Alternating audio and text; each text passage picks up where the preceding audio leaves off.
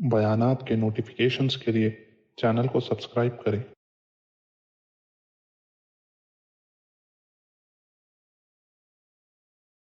جمعہ کے اعمال جن کی حدیث پاک میں خاص فضیلت آئی اور ان پر عمل کرنے سے ہر قدم پر 1 سال نفل نماز اور 1 سال نفل روزے کا ثواب ملتا ہے۔ روایت کیا اس کو امام ترمذی، امام ابو داؤد، امام نسائی، امام ابن ماجہ رحمہم اللہ نے۔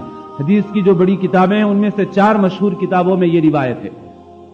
ملا علی قاری رحمۃ اللہ علیہ جو بہت بڑے عالم ہیں، شرح مشکات میں، مرقات شرح مشکات میں بعض ائمہ حدیث سے نقل کیا ہے کہ احادیث صحیحہ میں اتنی زیادہ فضیلت کسی اور عمل کی نہیں آئی۔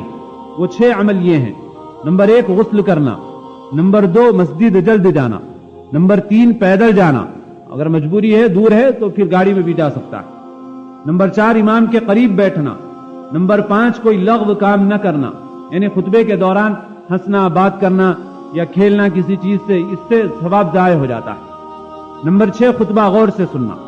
نمبر 1 غسل کرنا، نمبر 2 مسجد جلد جانا، نمبر 3 پیدل جانا، نمبر 4 امام کے قریب بیٹھنا، نمبر 5 کوئی لغو کام نہ کرنا، نمبر 6 خطبہ غور سے سننا۔